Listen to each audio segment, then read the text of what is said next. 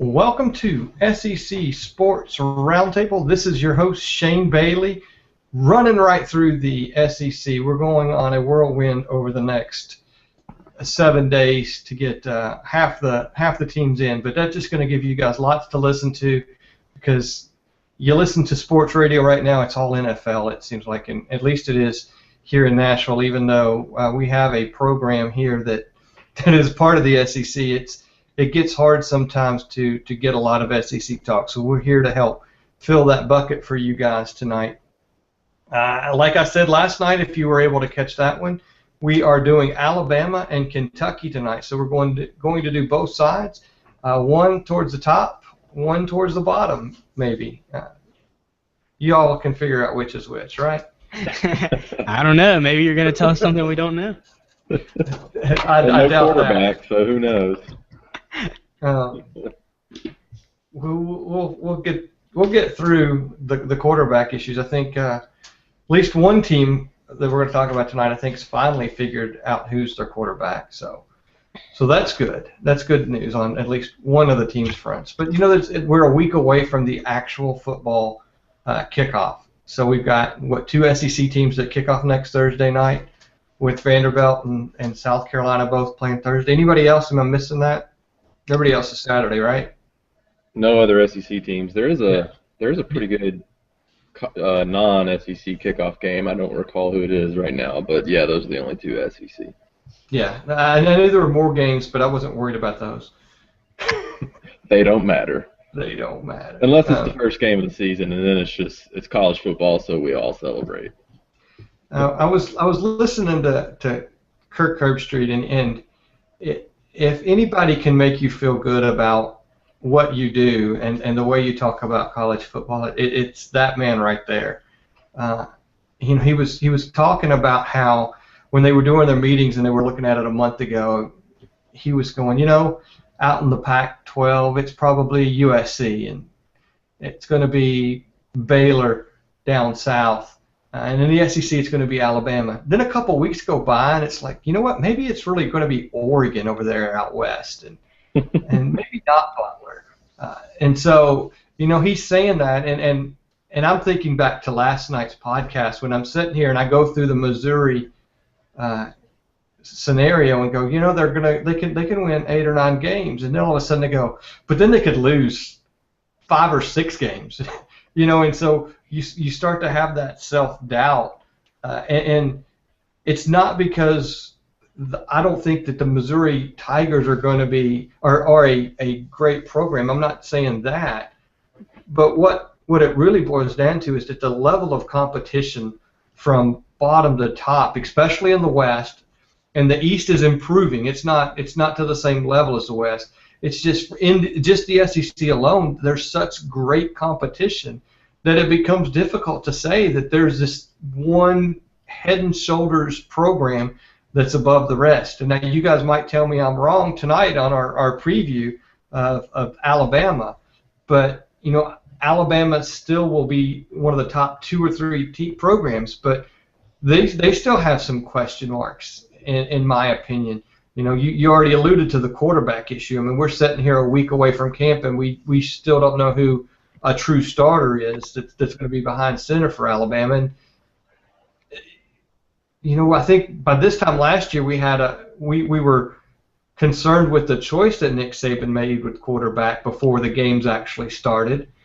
But realistically, he had a quarterback in place by this point. I'll let you guys talk for a minute about that.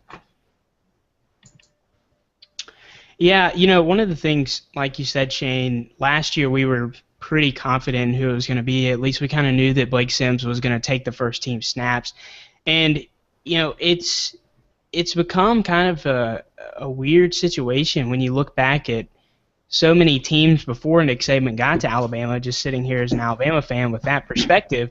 And you look, every single year, Alabama had a quarterback that they already knew. There was no competition. You look back at Brody Croyle, John Parker Wilson, guys that weren't really, light them up kind of quarterbacks, but it was never really ever a question who was going to start at Alabama. And now you look back A.J. McCarron had to win out his starting job on into the season. They even went 2 or 3 games into the season with Phillip Sims, who eventually transferred.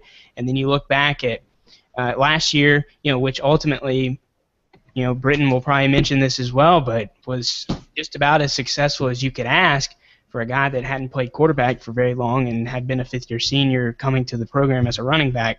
But just as we were talking about today, it's been a very odd move.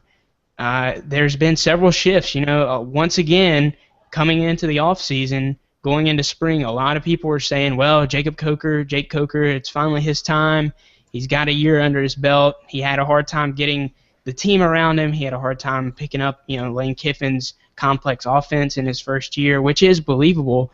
But then, several weeks ago, we start hearing, well, David Cornwell's the guy that's going to step up, and he's got 4 years left as a redshirt because he redshirted last year. And you look at that, that seems really promising because, Saban hasn't had a quarterback that has had that much time to develop. And then now, just this week, we're hearing that Alec Morris, a guy that's a junior redshirt who will have 2 more years left, is leading the pack. So literally no one knows. Saban's not going to say anything about it. But Alabama, once again, has some quarterback issues, but I think it's very different from last year. You look at Alec Morris could have another Blake Sims type of surprise because he has so much. He's been in the program for so long, but I can't really remember how I felt last season because it's overshadowed by the season that Alabama had, but I feel like I'm much more uncertain than I was this time last year. Yeah, it's funny that you mentioned, before Saban, the Brody Croyles and the John Parker Wilsons and the Tyler Watts of the world. I think the fact that those starters were never in question probably speaks more to the difference in the talent level now than back in those days, more than anything. But it is kind of funny. I hadn't really thought about that. But I would agree. I'm more concerned this year, I guess, than last year I was about what's happening at quarterback because last year it was unknown, but at least it was unknown and veterans. Coker a junior, Sims a senior. This year it's unknown, and other than Coker, it's unknown and young. And so, I do have some concerns. Certainly, the Alabama fan base as a whole, there's a ton of concern, a ton of angst about this.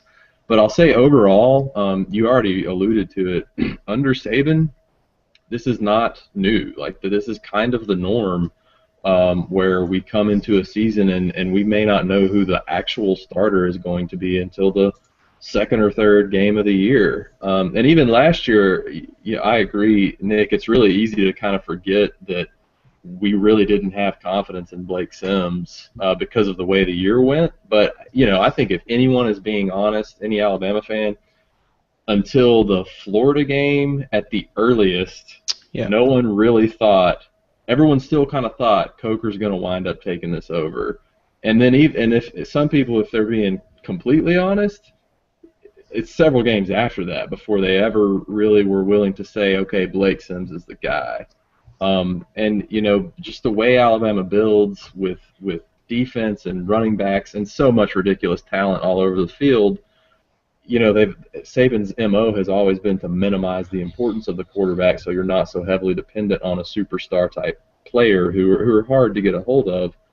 I think that MO is getting harder to do in college football because of the offensive trends, and it seems like the superstar quarterback is easier to find now with the way the game is and the way the offenses are run.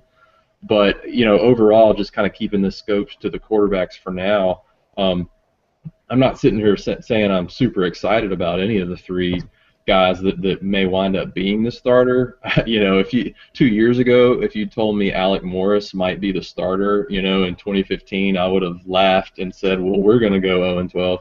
So I'm not going to pretend like it's not a problem and I'm not concerned or that I'm excited about it. But at the same time, this is just kind of how it's been with Saban, and I don't find myself losing sleep over it the way I may have 3, 4, 5 years ago when a similar situation occurred.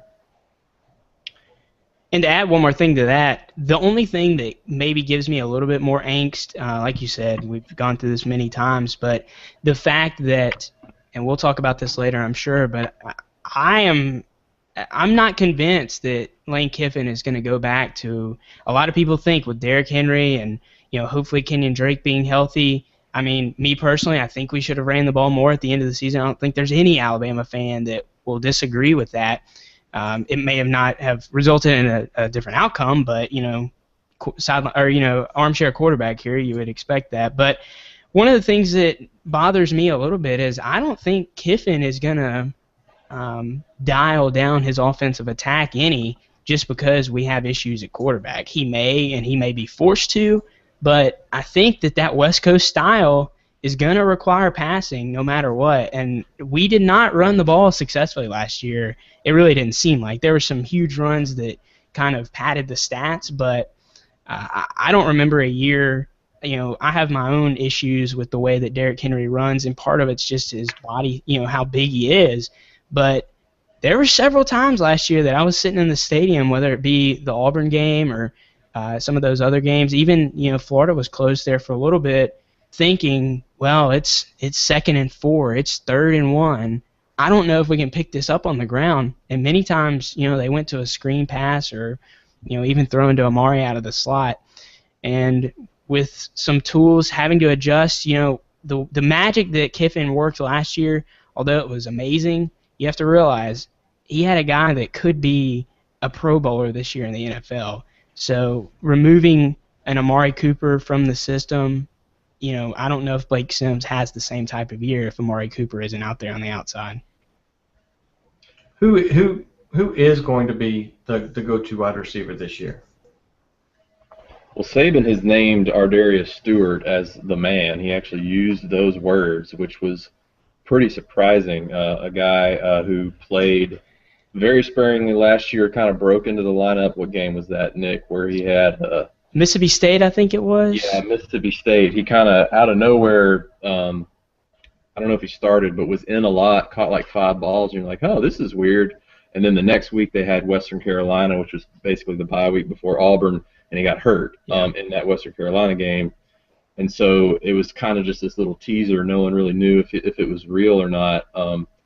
And he's been called the man so far. I think there's also there's kind of a bevy of young, talented receivers. Robert Foster is probably the guy coming into the spring that most people thought. He's actually kind of a clone of Amari Cooper from a size and skill set standpoint. A great route runner, really quick in small spaces, but not like a physical specimen type guy.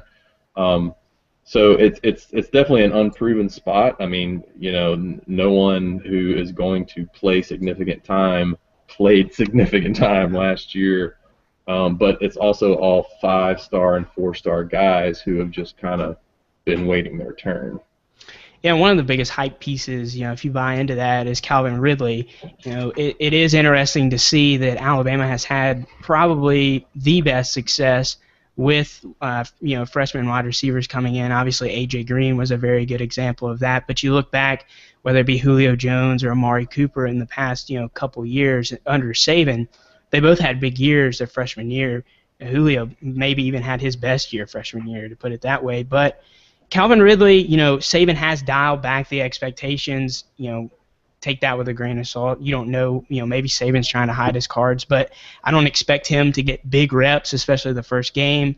He might be a guy like Ardarius Stewart that Kiffin could try to put in the second or third slot and make him an alternative. So Ardarius isn't necessarily shouldered with all the reps like Amari Cooper was last year.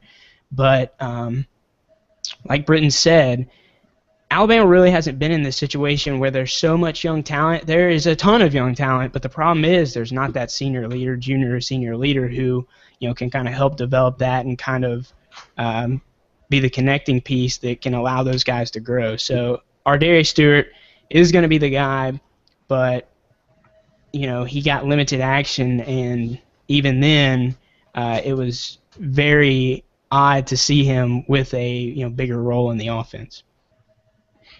Now, correct me if I'm wrong.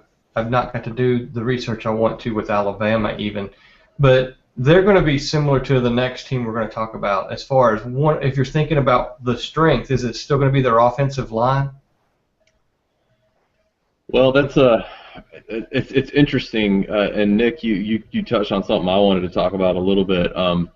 The whole inability to kind of feel like you can dominate with the run, and honestly, since the championship year, the last championship year, 2012, when they beat Notre Dame in the championship, it has felt kind of like we weren't able to run the ball when everyone knew we had to run the ball and need to pick up 3 yards, 4 yards, 2 yards, whatever.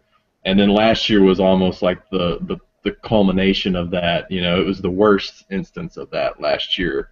And a lot of that, I think, had to do with Kiffin sort of just not being willing to stick with it. And even though the offensive line returned more intact last year than it did this year, you know, there's only 2 starters. I think I've got that right. Yeah, 2 starters. Yeah, 2 starters returning this year. All the reports from camp are that the offensive line has been a strength. So whereas if you're just looking at the returning starters and the depth chart and you don't know much about the program, you would think, well, that's probably going to be a weakness. I think the consensus is that they're going to be in pretty good shape there, especially in the run game. There's probably more concerns on pass pro on the right side than there is for the running game as a whole. So it really does come down to, is Kiffin going to be willing to commit to it? But then you also add to that the depth concerns at running back because of the injuries and 80 million running backs transferring out this offseason. It's kind of this interesting dynamic of offensive line should be really good in controlling the line of scrimmage. Obviously, really talented 1 and 2 backs, but then a coordinator who we don't know if he's committed to the run, and I don't know what to expect because I don't trust Kiffin to commit to the run. Yeah, and it's weird to sit here and say all of this because, you know, this was the most impressive offense Alabama's ever had. And to be honest with you, with the personnel that we had last year and Amari Cooper, just as hot as he was, you know, nobody could stop him. It really suited us very well and took us much further than I ever thought we would go last year. I mean, after the Ole Miss loss, you know, it was tough to see Alabama rebounding to get back to the SEC championship. But Britton's right. You know, I think the offensive line will be a strength on offense, but that's also to say, what did we just say? You know, Derrick Henry, you could consider him one of the best returning backs in the SEC, although there are a lot of them. But the depth is limited there, like we've talked about with the wide receivers and quarterbacks. It's really just a wild card there. There's some talent, but you never know. The good thing is, you know, you look at Alabama's offensive line, the 2 big positions that you look for, left tackle and center. Alabama's got the best left tackle, in my opinion, in the country. Only a sophomore, had an amazing season last year, played hurt, you know, for almost half the season, and then Ryan Kelly at center.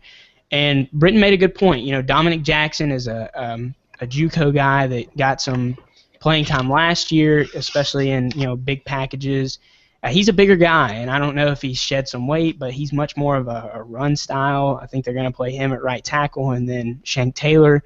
Alphonse is a guy that's probably going to play right guard who saw some time last year but got beat out. So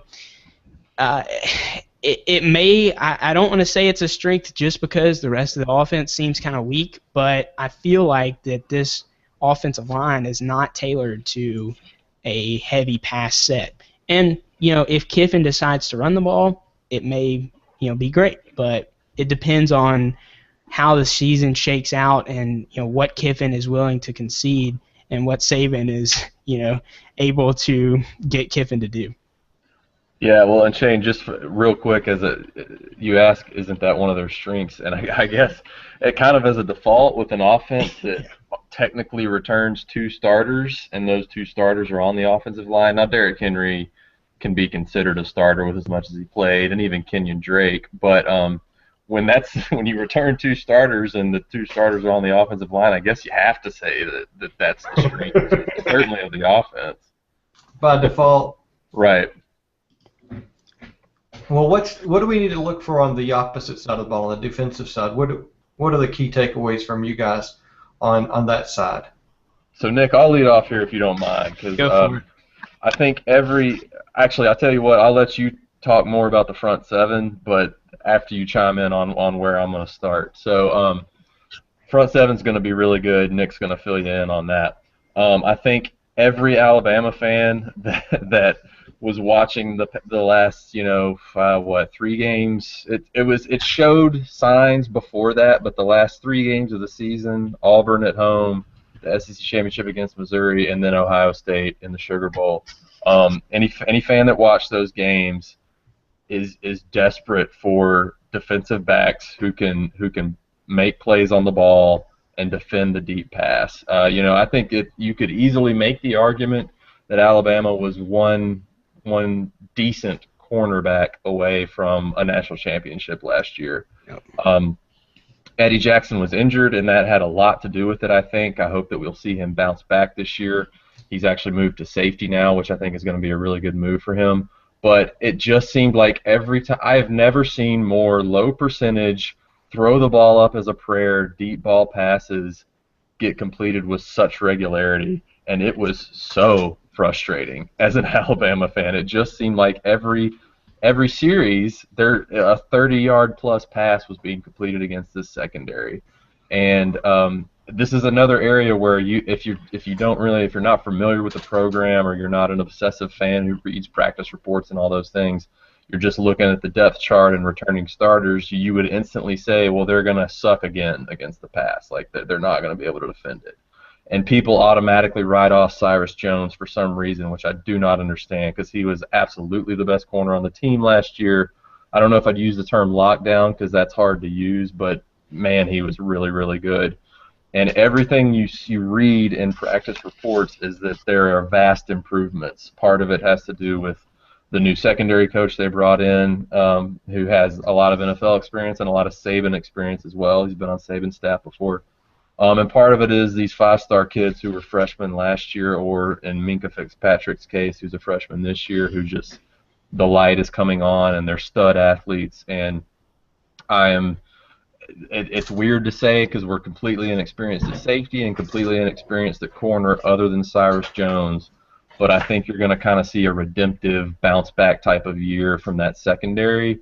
And I can't wait to see the first attempted deep ball against us, because I feel like that secondary has something to prove, and that when the first one goes up, they're gonna make a play. I'm not saying an interception or anything, but it's not going to be a completed 80-yard pass like it feels like it was every other play last year.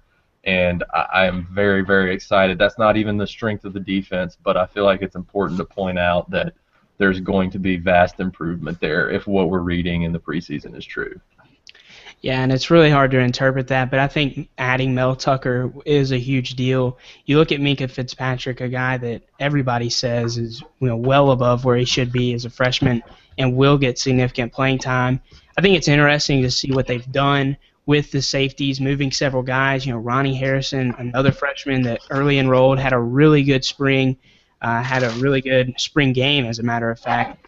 But you look at Britton, I feel the same way. I think there is going to be a vast improvement. Granted, last year was pretty much terrible. Alabama standards. Nowhere to go but up. Yeah. You hope that there's nowhere to go but up. But yeah.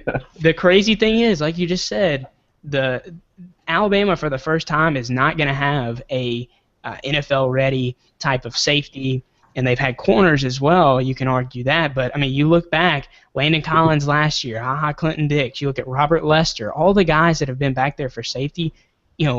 Ronnie Harrison could be that guy, but he's 19 years old, so there's a long way to go.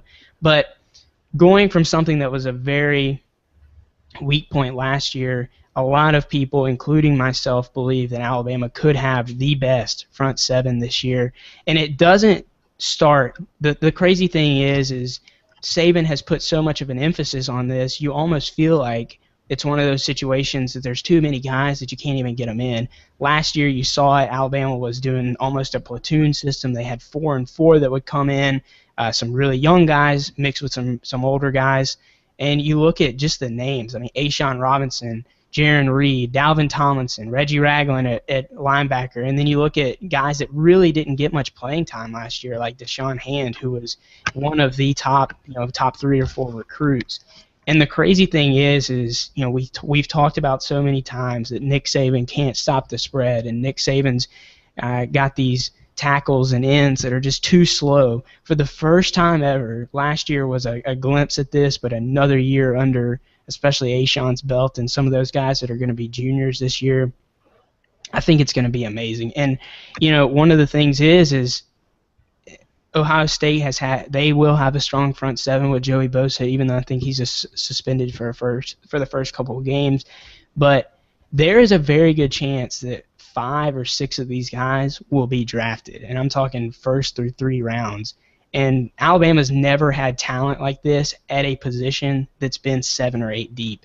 And if Alabama can get guys like Reuben Foster and Tim Williams and some of these other guys to develop into outside linebackers associated with Reggie Ragland, a guy that came back for his senior year, really had a great year last year, but it was his first year to play because there was so much depth.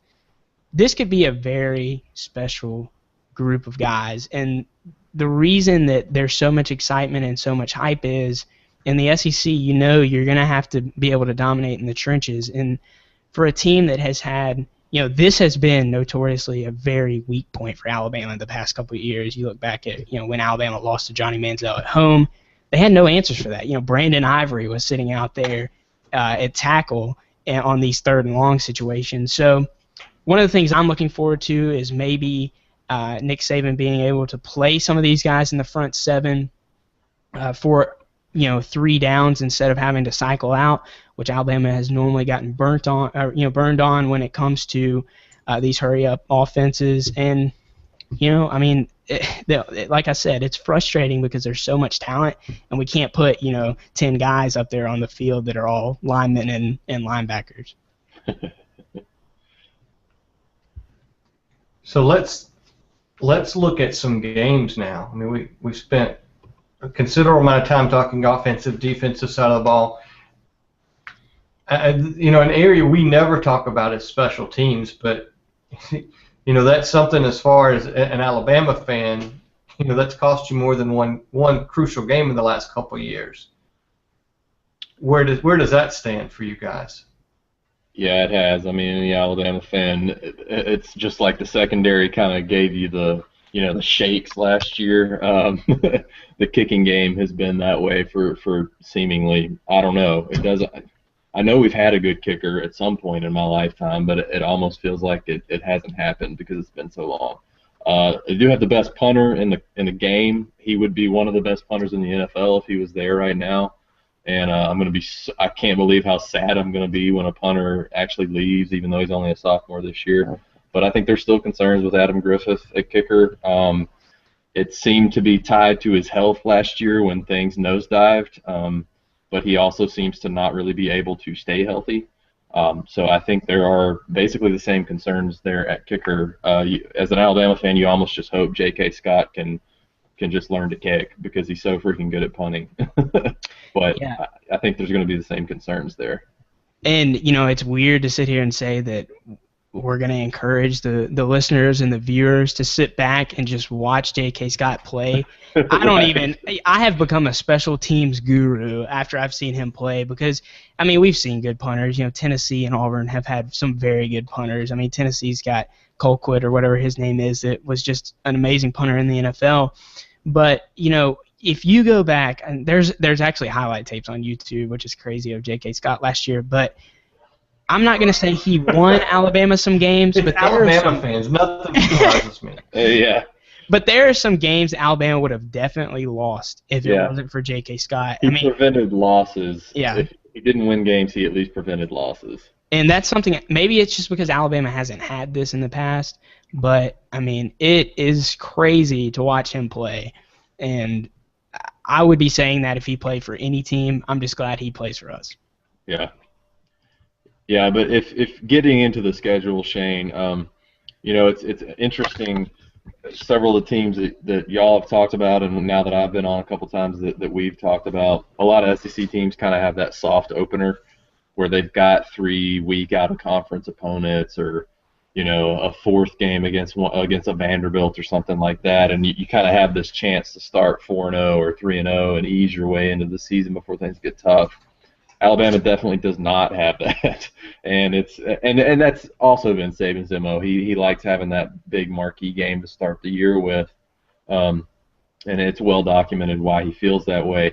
But if there were ever a year when you wanted that soft start, it would be a year when probably there's more uncertainty at quarterback than in the Saban tenure, and they're not going to have that luxury because they open with Wisconsin in Arlington. It's going to be the kickoff classic type of game in Dallas. It's going to be great, and you can make your jokes about the Big Ten, but Wisconsin is obviously a quality opponent.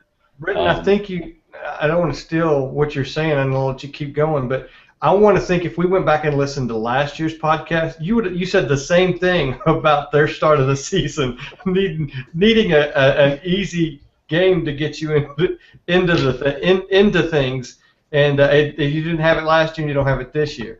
Yeah, that's probably true. I probably did say that, and there were times during that West Virginia game last year when I was really thinking, man, I wish we had an easy opponent to start the year because I don't know about this Blake Sims guy.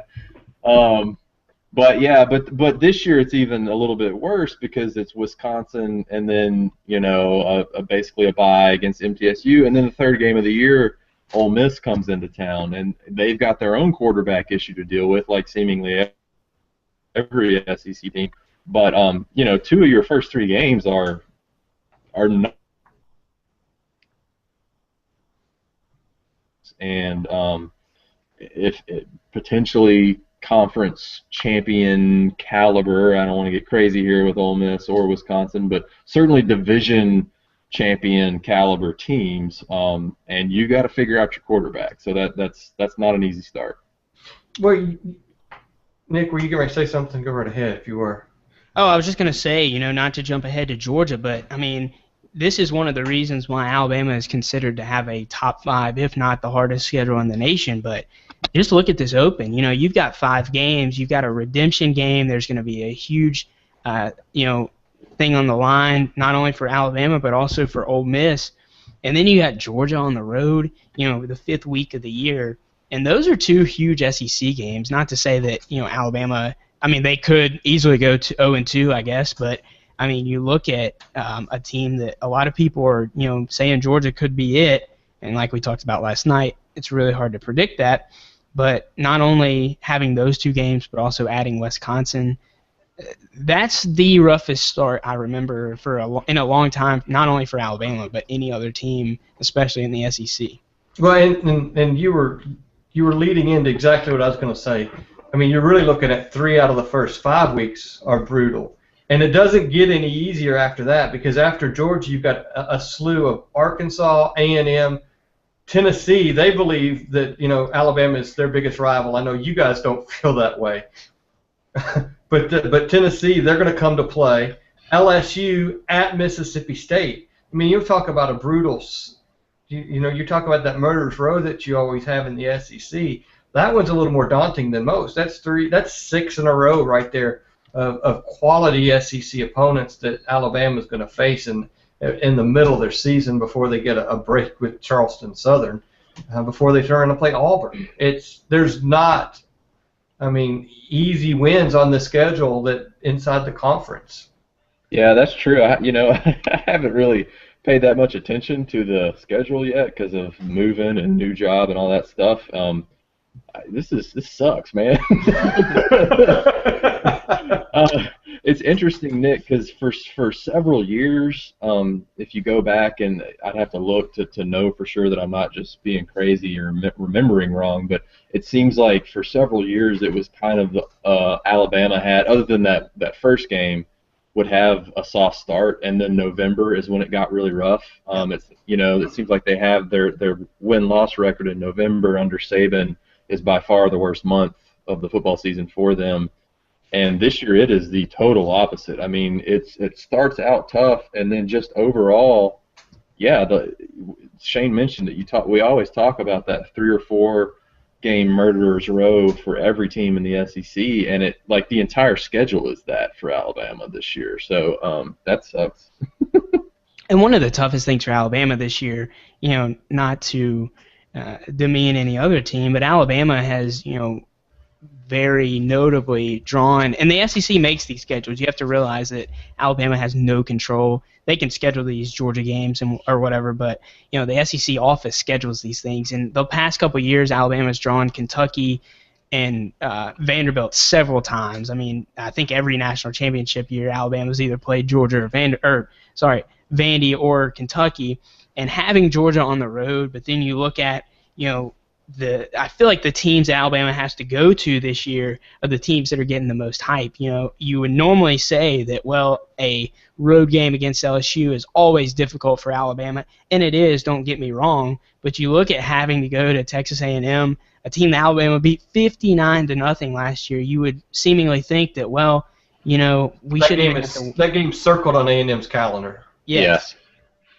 And then having to go to Auburn, too, as well, a game that, probably will determine the SEC West in some form, whether it be Alabama or Auburn, or maybe even both teams competing for a championship. It does not get easier down the stretch, but I think to me the hardest part is opening up with Ole Miss. I think it was last year. Was it last year that we opened up with Arkansas? But the thing is too, having those two early games with ULM and MTSU. Once you get into that Georgia game, it's nonstop for 3 weeks. Before you go to bye. Yep. And then you turn around and play 3 more tough ones.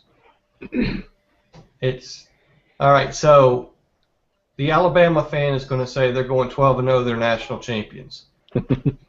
Not this Alabama fan.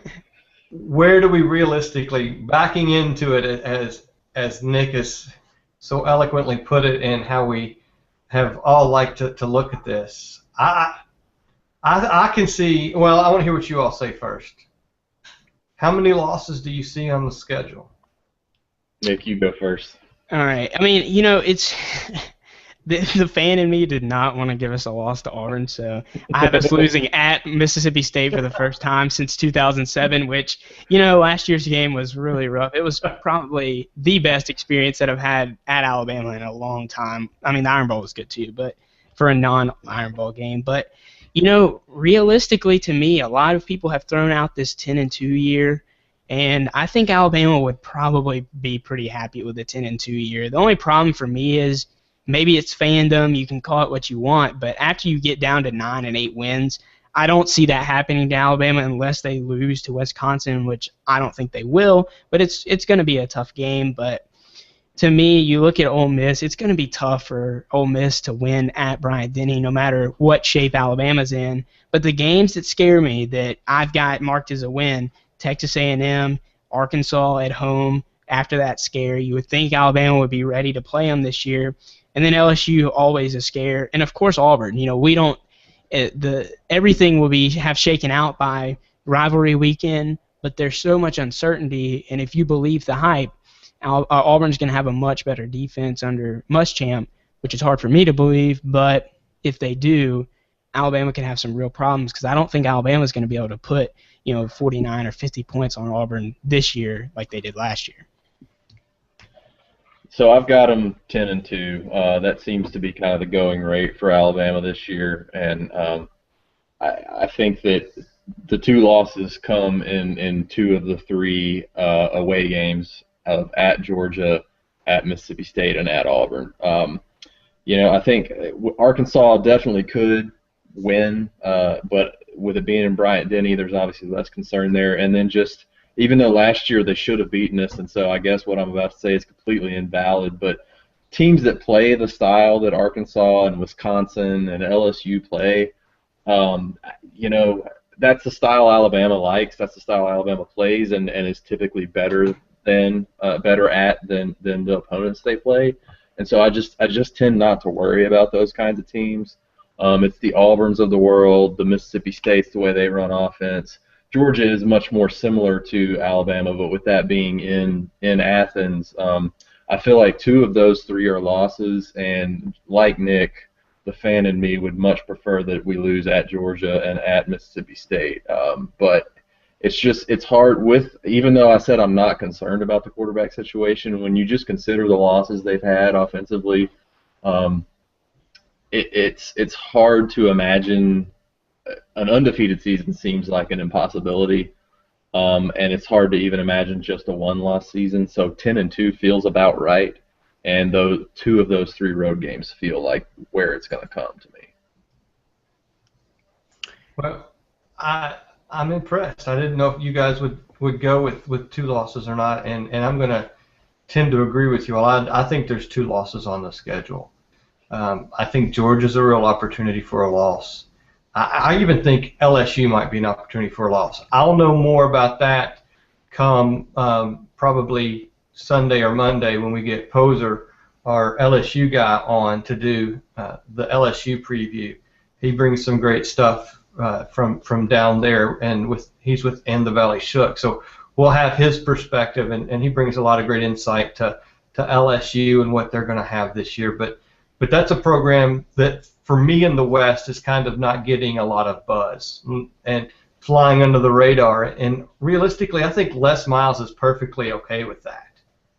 And that's not necessarily going to bode well for some teams in the West this year.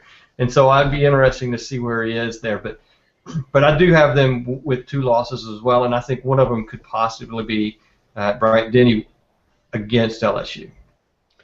And, you know, one of the things to throw out here, this is probably a much bigger prediction than a 10-2 season for Alabama, is I've heard, you know, I didn't come up with this or anything, but I heard somebody bring up this situation, and it really made sense to me. You look at Alabama and Auburn, both with Auburn, of course, a permanent crossover game against Georgia, and if Georgia is going to make it to the SEC championship or compete at least like we think they will, it is very possible, and I would say that's my prediction, that whoever comes out of the SEC West, it's so strong this year that they're going to have 2 losses. And the crazy thing to think is, I don't think that SEC West champion, if they go on to win the SEC championship, will be left out of the college football playoff. But I think this year's college football playoff could be very different than last year's. You know, you did have 2 teams that were left out with 1 loss, and it turned out to be the right decision instead, you know, because Ohio State was the number 4 seed and eventually won the national championship. Well, realistically, they could have left Florida State out. They could have, but, you know, you got to say they went undefeated. You know, they played by the rules and everything. They played the schedule that they were given. But I think that as much controversy as there was last year, I think that the Pac-12 winner is probably going to have 2 losses, whether that be USC or Oregon. So, or UCLA. Or UCLA as well, or Arizona. A lot of people think Arizona. I mean, let's not go to a Pac-12 podcast, because it's just as crazy out west right now. And that with those teams and who's going to beat up who out there. Stanford is in the mix. I mean, yeah, no, go on. Oh, that's what I was going to say. I think that the college football playoff was pretty bland last year, in the fact that, you know, you had an undefeated you had 2 undefeated teams, or 2 undefeated teams in Oregon and Florida State. And then you had Alabama with 1 loss, and then, you know, you had the problems with the 4th team. But I think this year it's going to be very different, because some of the competitors, especially out of the SEC West and the Pac-12, have much more difficult schedules than they did last year. But I mean, that's a whole other subject. But throw a wrench in there. Penn State's on the rise. Are they going to be good enough this year to beat Ohio State?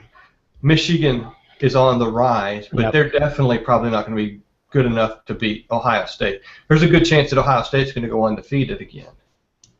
Yeah, a lot of people think that Michigan State could sneak up on them, but I think a 1-loss Ohio State team still gets in, just like last year. And so you look at that. Now you look out at the ACC. You know, it's not going to take much there. You could go undefeated or only have 1 loss.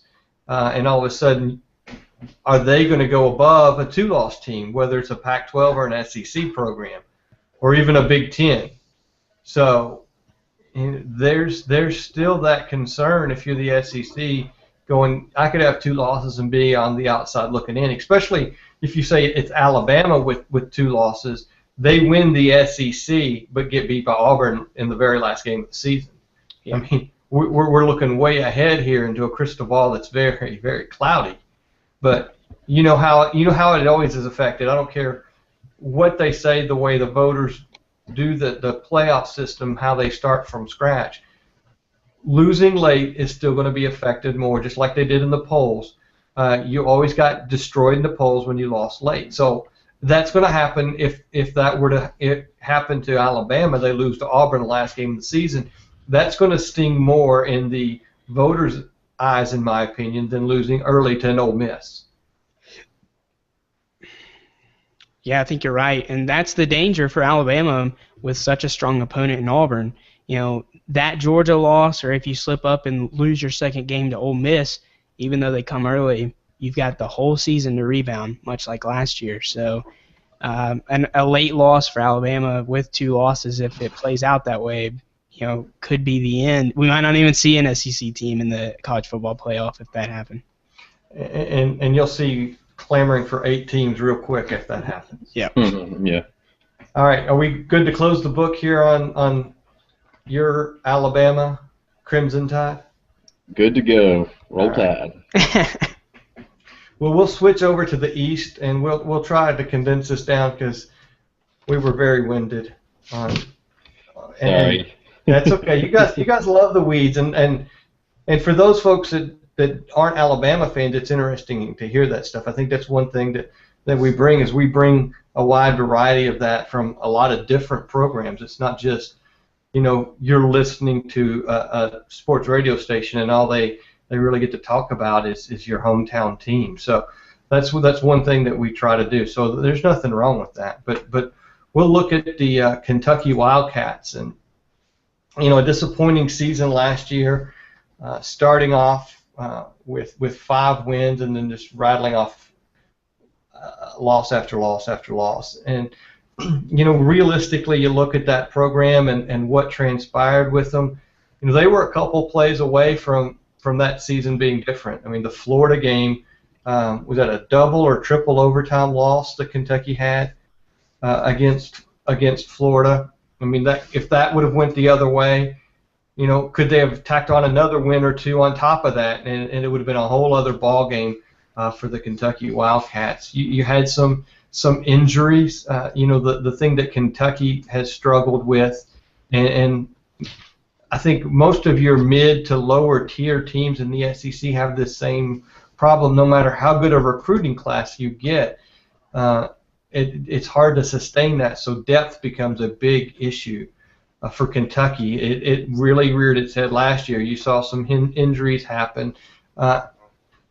You got some quarterback controversies at Kentucky, but I think those have kind of settled themselves out with Drew Barker taking the back seat to Patrick Tolles, who was the starter last year. So you've got able bodies at quarterback no matter who gets behind center long term there. If something were to happen, you've got some depth at quarterback. Another area where Kentucky, in my opinion, is going to be extremely strong is the offensive line. When you look at what they return, I think they return almost all but one lineman on the offensive side of the ball. Add to that a really good recruiting class the last couple of years, and you got 3 or 4 guys sitting back there as backup. So you're actually getting some depth on the O-line that you haven't necessarily had in the past. You still got some really good running backs. I mean, you got Boone Williams.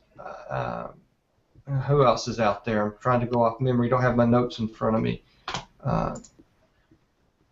Give me a second. I'll pull up some notes here.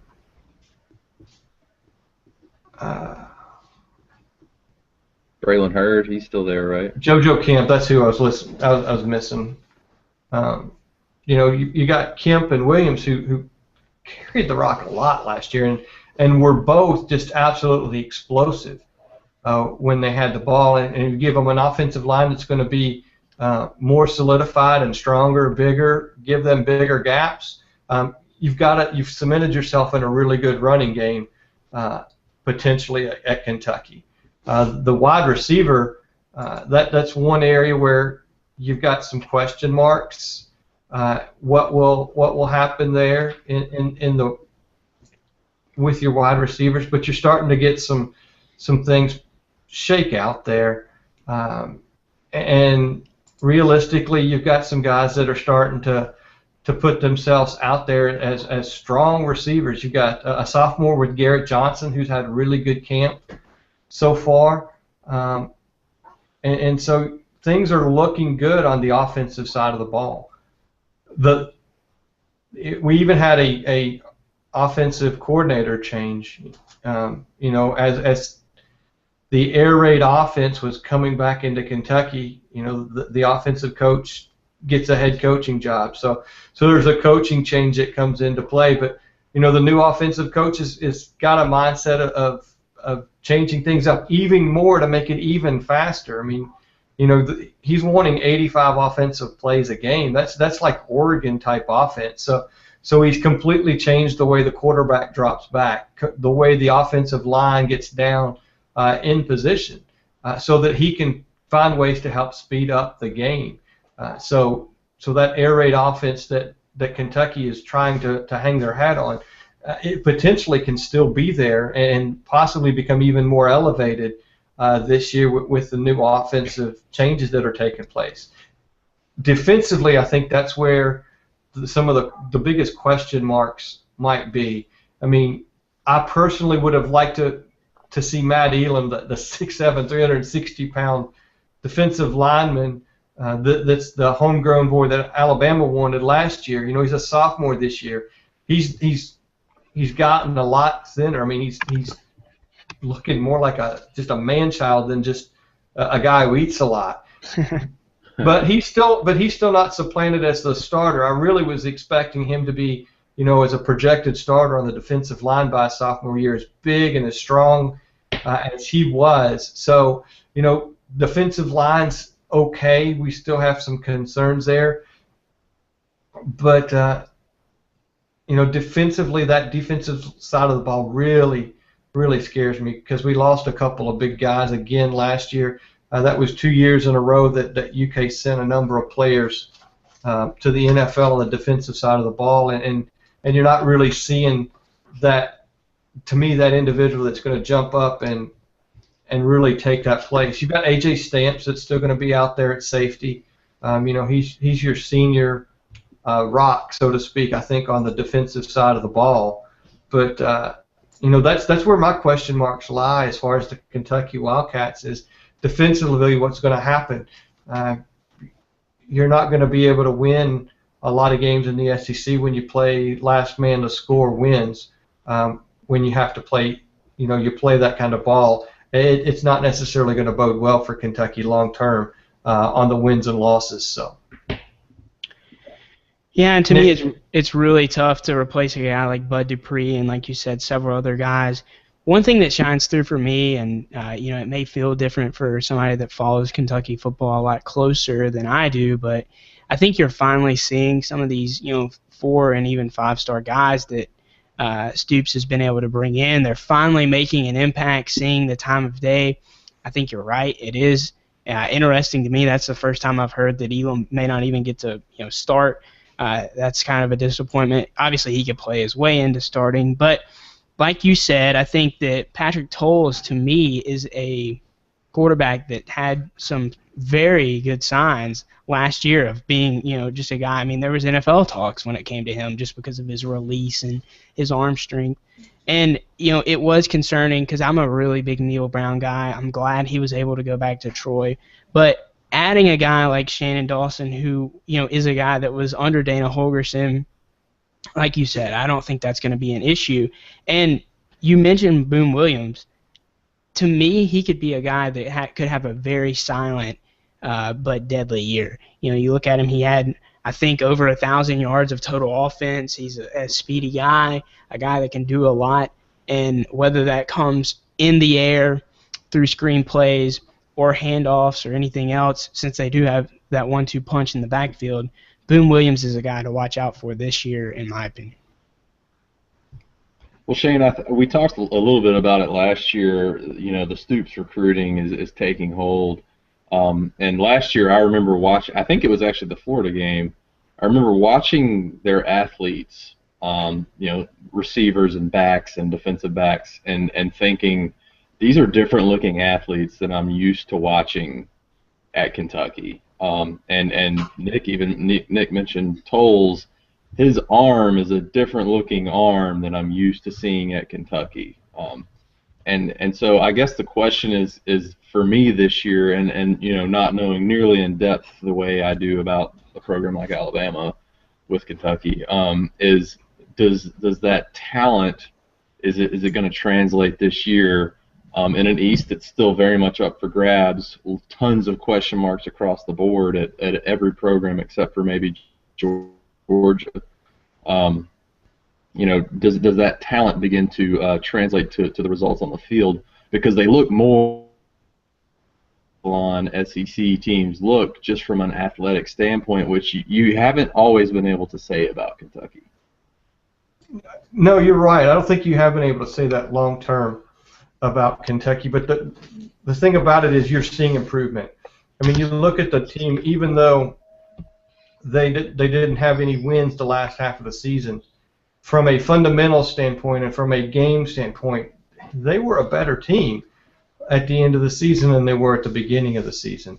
Their off-season this year, everything, it seems to be headed in that right direction. So while they're not only still having great recruiting classes, and they're still having some great wins. I mean, they're getting some 4- and 5-star commitments right now that other teams have been after, and those things have been cemented. So it is a foundation, and as Butch Jones at Tennessee would be saying, he's building it brick by brick. Well, Stoops is doing that somewhat as well. You're seeing some depth get behind a couple players, and you're starting to see that depth have a little higher star rating than the player that might be on the field today. So the future is looking bright for Kentucky. If Kentucky can find a way to get 6 wins, I think the Blue Nation, the Big Blue Nation, would be ecstatic, because not only do they get to go bowling, they're going into a Commonwealth Stadium that just went under some just major renovations. They got some huge upgrades as far as the facilities go. So not only do you have the excitement of a bowl game to build off of going into the next season, you've got that new stadium and those not new stadium, but the new stadium upgrades to tout on all this year and help keep the fans excited.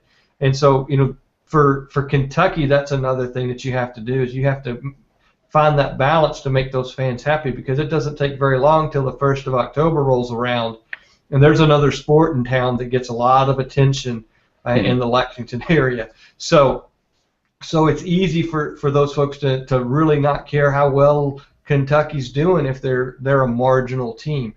So the excitement that the new stadium upgrades are going to do is going to help hold them through the remainder of this season. So if they continue to do some upgrading on the field this year, it does pose to have a very successful and pleasant, forward-thinking 2016-17 season.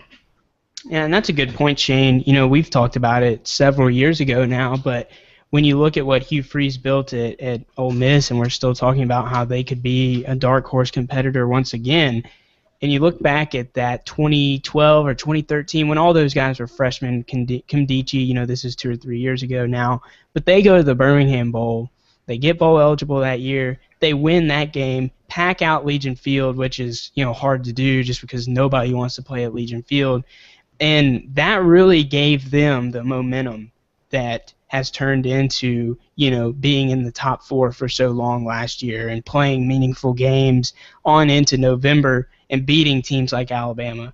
And, Kentucky isn't there yet, but I think if they would have had that bowl game last year, and if they can find a way to get to that bowl game this year, that can propel the players, especially, and the fan base as well, even more. Like you said, it's really tough to get the Big Blue Nation involved in a bowl game if it's down in Birmingham or in a lesser site, and with 6 or 7 wins.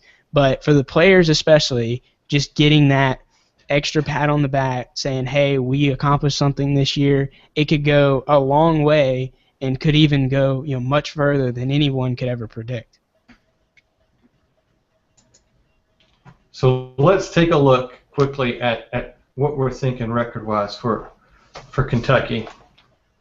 I think that, unlike Alabama, who starts off with a tough game, Kentucky is now going to always end their season with a tough out-of-conference game because they have that natural Kentucky-Louisville matchup to end the season now. But so they're going to start things off with Louisiana. Should be a victory there. But then they go to South Carolina, and we don't know what we're going to get out of the Gamecocks. But I'm not hopeful. I'm not hopeful against Florida or Missouri. There's Eastern Kentucky. We got an opportunity there. You've got to look for those. Where can you steal a victory in the SEC for Kentucky? That's what it's going to take. It's going to take winning the Louisville game, and it's going to take stealing a couple of games. Vanderbilt's a real opportunity to win this year. Can they steal something? Having Tennessee at home, or sneak up on a South Carolina or a Florida or a Mississippi State that's not ready for Kentucky to get that sixth win. And that's the important factor that we don't know. I mean, it's out there for the taking, and I couldn't sit here today and say that there's 7 wins on the schedule. I'm just trying to back them into 6 to get them bowling. And Nick, I would say that even if they go to Birmingham, Kentucky fans would be excited to go to a bowl game. To them, it doesn't matter. Kentucky's becoming relevant again, because they had that long string of bowl appearances. Joker kind of ended that run for Kentucky, but they had 4 years in a row of going to a bowl game. A couple of those were here at Music City Bowl in Nashville, and even at that time, the Music City Bowl was not a great bowl game in the pecking order of things. That bowl game has elevated itself with the college football playoff system. But, Kentucky travels, and they were excited to do that. Where Kentucky fans are going to be wary is if all of a sudden you don't start to see where could they get that 6th win. You're getting to the middle of the season, and they've lost a game they should have won.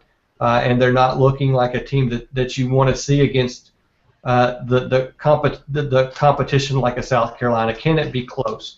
And if all of a sudden those things start to happen, now that's when the Kentucky fans can check out, because October rolls around and you got Keeneland and you got basketball. So there's something else to put on the plate that's much more enjoyable and has a better opportunity for wins. And that's where the Kentucky football is going to have to fight this year.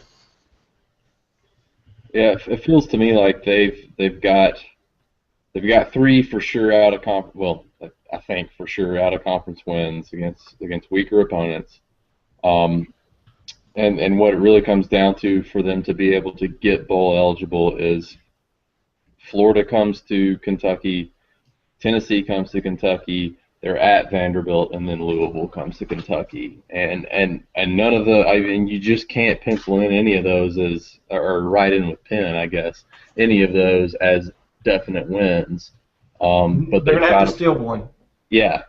They've got to find a way to win 3 of those 4, because to me, they're not. I don't like their chances to win at South Carolina just because it's at South Carolina. I don't like Missouri coming in there. I think Missouri's going to beat them. I definitely don't like Auburn coming there. I think Auburn's going to beat them. I don't like them going at Mississippi State or at Georgia. So to me, it's those 4: Florida, Tennessee at home, at Vanderbilt, and Louisville at home are the 3 of the 4 that you've got to find a way to win.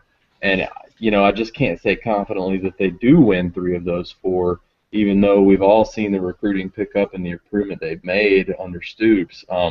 It's still hard for me to say this is a bowl team by the end of the season. Yeah, I mean, it's hard to find those 6 wins, but I think, if you look at it, it's a very real possibility for Kentucky to once again be playing for a bowl game against Louisville, which was a very exciting game for me in that last week of the season, just in general, having a rivalry game where there's, things at stake for both teams. But you look at this, and one of the things, if I was a Kentucky fan, that I would be really excited about, we kind of forget. I mean, Shane probably remembers this, but they haven't won in 28 games against Florida. And, this goes back long before I was even born. 7 years before I was born, which is kind of crazy to think about. But just tell us how young you really are. Yes, jeez. But I hate Nick now. He can't come on anymore. In these 28 years, I mean, Shane, you can probably speak to this. Has there ever been a time when Florida has been down enough and Kentucky has been, on the uptick that this game could be extremely evenly matched? I mean, even when you look at the Ron Zook days, those Florida teams were probably still much better than Kentucky, and that's why. But there's lots of times that the Kentucky's played Florida tough, and then something falls apart. I mean, they do that against Georgia too. I mean, there's look at what Kentucky did. Was it 2 years ago against Alabama? Yeah. They played them tough for a long time. It's just a matter of can they keep that and finish. And that's where depth becomes an issue. They don't have that depth. They're relying on too many players to do everything, and they can't spread that wealth, so to speak, so that they can reduce the stress. But they've had opportunities against Florida in those 28 years. They've had a number of opportunities. I mean, even look at last year, it was a triple overtime loss to Florida. They've had those opportunities against Florida time and time again. Now, I won't say it was every year, and there's been other years where it's just been flat out embarrassing to see what Kentucky put on the field against Florida. But there's all three of those teams in the East, Georgia, South Carolina, and Florida. Kentucky has played them tough in the past, in the last decade even, when you've got really good programs. And so while it's very one-sided in the win-loss column, it's not. It wouldn't take that much more to have a really good game to beat one of those opponents. And you talked about the Louisville game. It was exciting. I mean, that was a 44-40 finish, and that went down to the end. Yeah. For Kentucky to possibly have an opportunity to play a bowl game. So the Blue Nation's we've got lots to be happy for, lots to look forward to. It's just a matter of that mentality. And as a Kentucky player, you can't have the same mentality as I am tonight as a fan. You've got to go in there believing you can beat every one of these teams, because while talent-wise you might not match up and be able to say you're better than they are in every position, the better team doesn't always win in college football. And so if you know that going in, there's an opportunity to steal one from anybody. Yeah, that's true. So, any closing comments before we wrap this little puppy up, put her to bed, say goodnight? I've got a rabbit hole topic that we've probably gone too long tonight. That's just a general football topic, so we'll pick it up on another podcast. We're good. What you got? Okay. I got the time. So it actually comes from the NFL, but it's something I've wondered about in college for a really long time. You've seen Pete Carroll coming out talking about how they need to change the rules for these read option quarterbacks.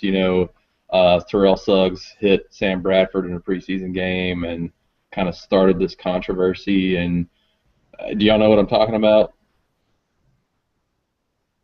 You mean like protection-wise, like protecting him even more? Or? Yeah, because Sam Bradford was running a read option. Yeah, he handed the ball, and Suggs hit him after he released the ball. Yeah, and I have wondered for 6-7 years since all this came into vogue in the college game.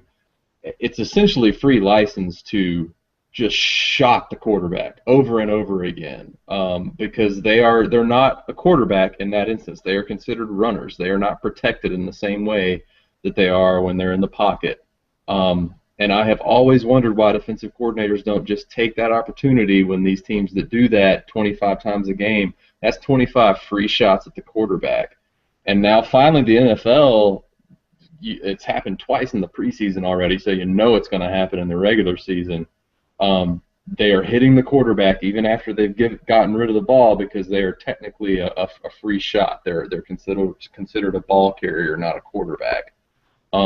Why do college defenses not do that? Because that is such a bread and butter play at the college level.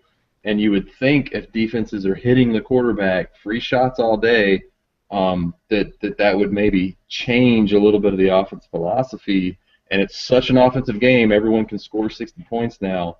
It's just been really interesting to me to see that come up at the NFL. Is there some rule I don't know about at the college level? I mean, surely defensive coordinators have thought about this, right?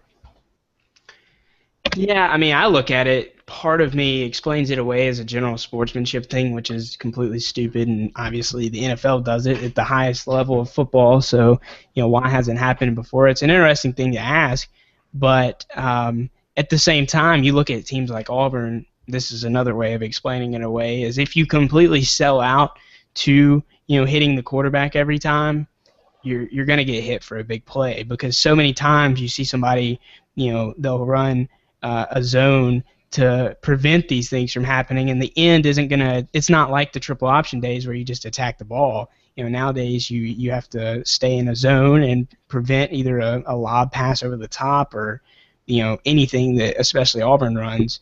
But the thing is Britton, I don't know if you're going towards is there a rule that needs to be instated, because I think that the offense, and not to be a Saban homer, but I truly believe it. We're seeing it on the field that the offense, not only rules wise but also system wise, has gone leaps and bounds over defense, and it's so hard to play defensive football nowadays. Oh yeah, I'm definitely not saying there should be a rule. I already think the rules are horribly tilted in favor of the offense, and if you add protection to a quarterback who's running a read option, what do you do as a defender then if you can't hit the quarterback? Because if he might have the ball, there's a legitimate split second there where you don't know. So I'm certainly not advocating for the rule. I'm just wondering why is it taking this long for defensive coordinators to figure out, hey, we've got a free shot at the quarterback here 20 times a game. And I hear what you're saying. You can't just completely sell out. But there's got to be something I don't know for this not to have been a strategy employed in college when, for the better part of the decade, this is dominating college football, and the read option is such a huge part of the offensive playbook at the college level.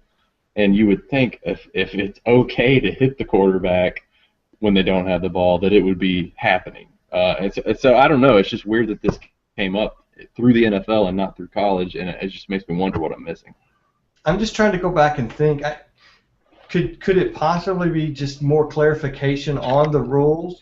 Because, I remember even when a quarterback in the NFL was getting out of the pocket to do some read option, even just a few years ago, he basically was still a quarterback, even though he was running with the ball until he was way outside the pocket.